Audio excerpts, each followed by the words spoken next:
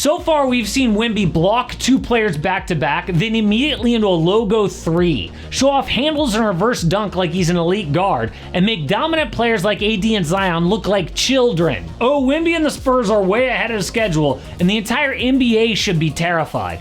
But things are going so well, there might be a problem.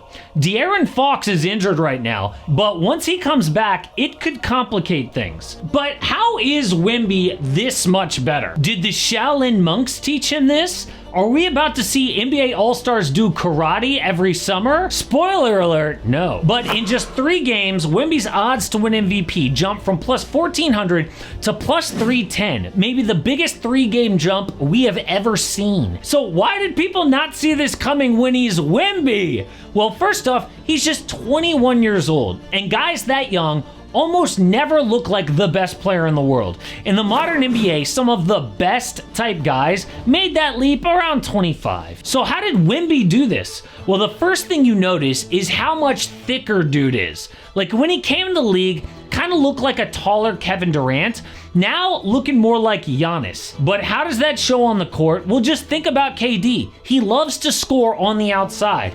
And last year, that was Wemby. Almost 9 threes a game, which is more threes than Tyler Hero, James Harden, and Trae Young. Great to have as a tool, but when you're 7'6", go to the rim. Well, this year, he is more like Giannis, leading the NBA in dunks. The man's almost seeking contact like he wants it. So last year, 37% of his points came in the paint. Now it is 52% through 4 games.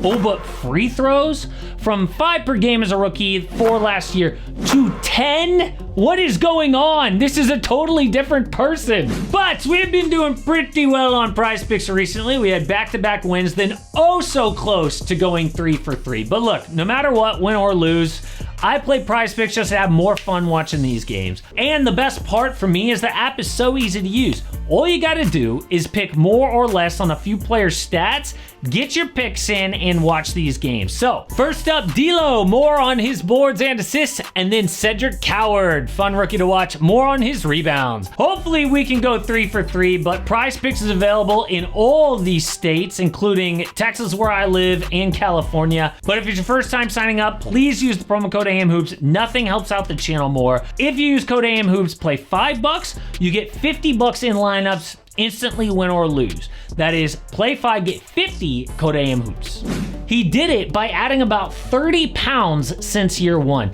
But a skinny Wemby meant that defenders could push him around. Like here, last year, the Magic switched the screen with Anthony Black. And Black's like a foot shorter. This should not happen.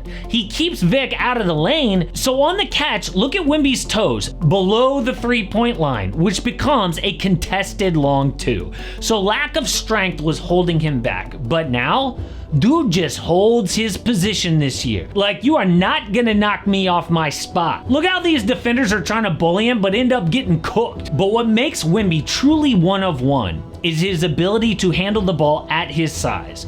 So last year, had a hard time dribbling through contact and carving out driving angles. This again fed into that shot diet of long 2s.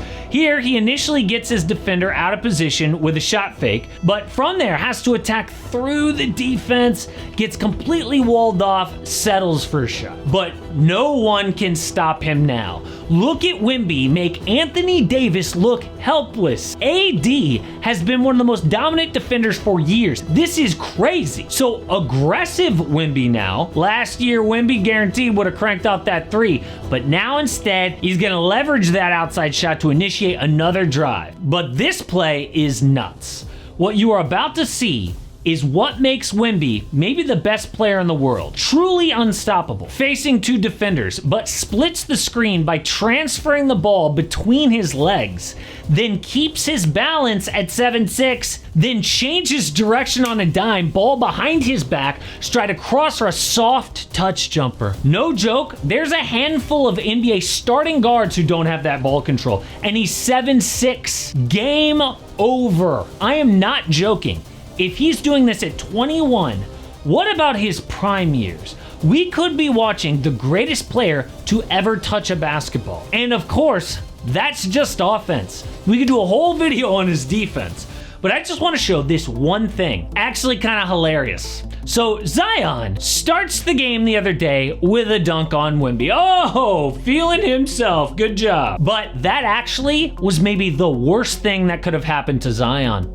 Because with all that confidence, he starts going at Wemby. And in the next few minutes, Wemby blocks his shot 4 times. Looking like a dad playing against his kids in the driveway. So was it the Shaolin monks or working with Hakeem? Honestly, this is just what you get when you have a driven person like Wemby who wants to be the best. Every offseason, he's just gonna work like Kobe and come back on a whole other level. But the scary thing then is there are like 2, 3, 4 more levels to this because he's so young. But what about his teammates? Because no matter how good Wemby is, you can't contend with one good player. Well, it turns out rookie Dylan Harper already looks like a vet. The number 2 pick is averaging 15 points per game, 5 boards and 5 dimes. But beyond the stats, his game just looks mature.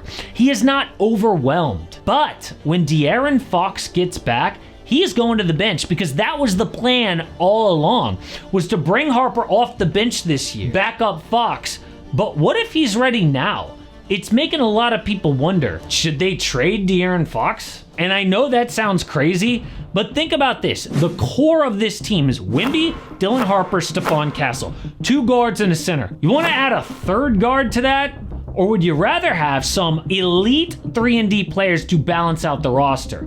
Well, right now, Fox is the only player on a max contract, and the key to winning in the NBA in 2025 is salary cap balance. Do you want 30% of your cap at a position you already got filled? No, it's not smart. So what are they gonna do? Well, probably nothing this year. And in the playoffs, actually, they would much rather have vet De'Aaron Fox than rookie Dylan Harper. But going forward, what kind of trade could they make? Well, you gotta look at teams who need a point guard who also have the assets to trade back, like the Minnesota Timberwolves. Now, you might be shocked at this trade idea.